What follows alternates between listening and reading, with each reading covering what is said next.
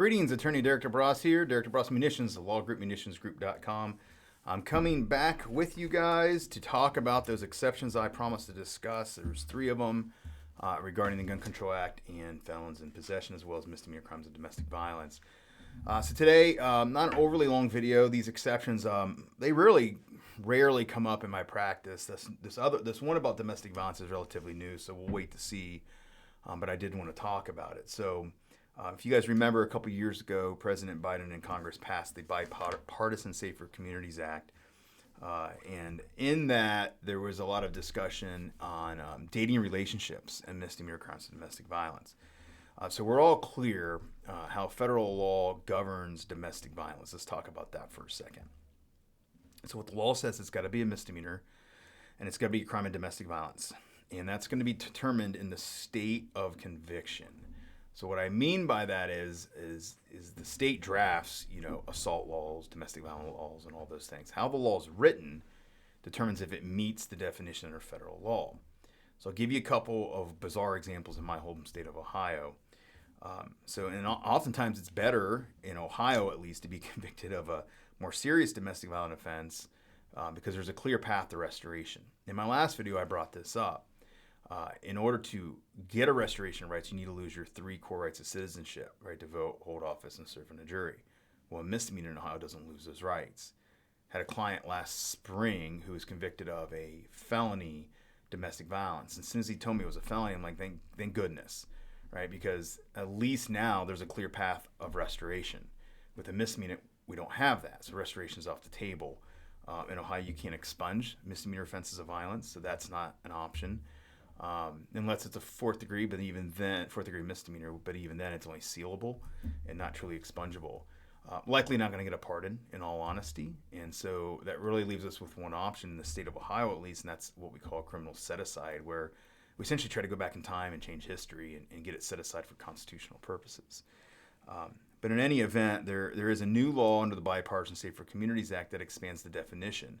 So what a domestic violence offense is essentially any offense whereby the government must prove an element of violence. Okay, so it doesn't need to be called domestic violence. And in fact, the government from time to time takes the position in Ohio that even certain sections of our disorderly conduct statute qualify. I disagree with them 100% on that. I think they're getting their analysis completely wrong based on case law. But let's take an easier example, assault. Right, basically an unwanted physical touch to another person. Right, I don't have the exact definition in front of me, but there's a clear element that must be proven of some sort of unwanted touch or harm, physical harm.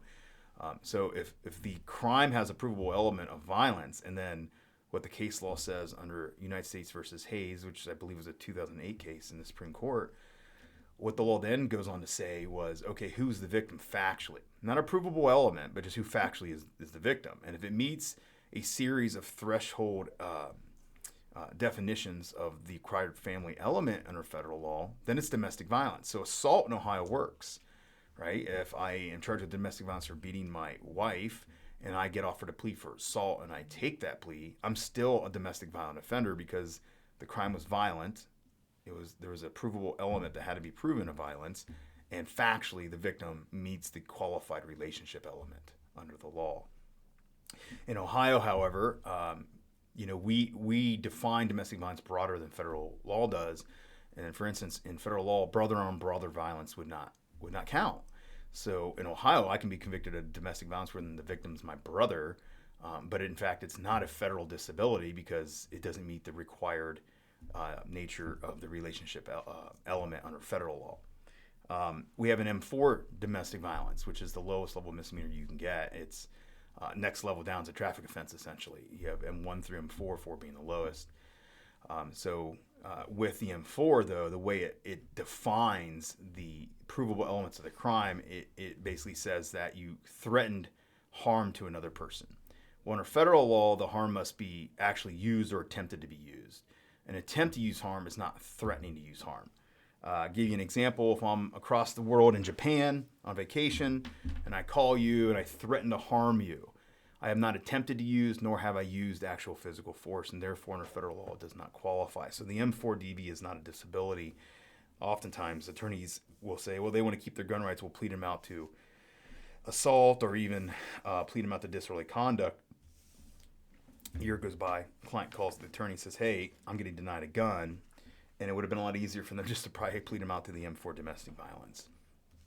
Okay, so then let's go on and let's talk about the change from the BiP Safer Community X. So I'm going to unfortunately read this to you guys, and I apologize. It's a little bit long, but I'll try to just summarize it. So what the new section of the law says in the Gun Control Act, it says a person shall not be considered. So this disability does not apply to these types of people. Shall be not considered to have been convicted of a misdemeanor crime of domestic violence. I abbreviate that MCDV in case you hear me say it. Against an individual in a dating relationship, for purposes of this chapter, if the conviction has been expunged or set aside, we've briefly discussed that already, or is an offense for which the person has been pardoned or has had their firearm rights restored, unless such expungement, pardon, or restoration rights expressly provides that the person may not ship, transport, possess, or receive firearms. So again, we see that unless clause I talked about in the last video. Provided that in the case, and this is the important part, of a person who has not more than one conviction for an MCDV. So they can have a singular conviction for MCDV against an individual in a dating relationship. So again, this doesn't apply to your spouse. This doesn't apply to your kids. This doesn't apply to your ward if you're a guardian of somebody, but only in a dating relationship. And you're not otherwise prohibited by the chapters. You're not always also a felon or mentally adjudicated mentally ill or anything like that.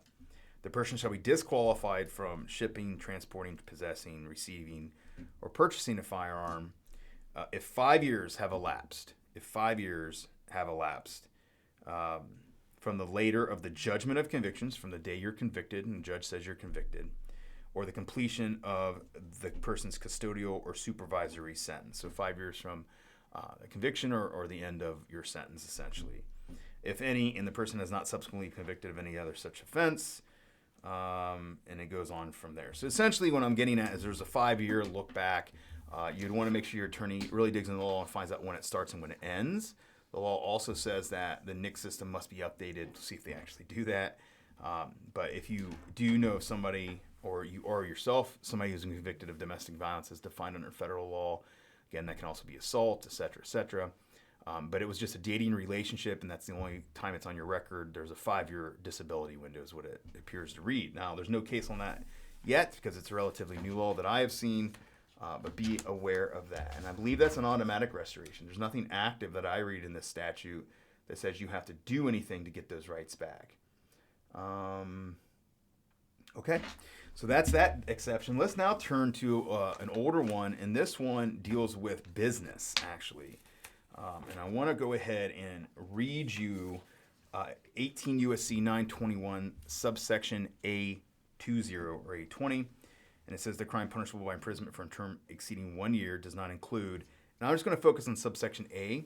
And it says any federal or state offenses pertaining to antitrust violations, unfair trade practices, restraints of trade, or other similar offenses relating to the regulation of business practices.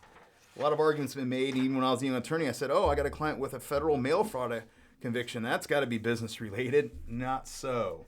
And here's what a couple cases have said. Dreher versus United States ATF, 943 Federal Supplement 680 is the citation.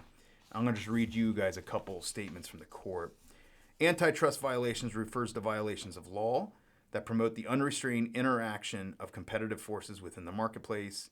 Unfair trade practices, sometimes referred to as unfair competition, occurs when one entity passes off its products as those of another, thereby harming consumers and other businesses.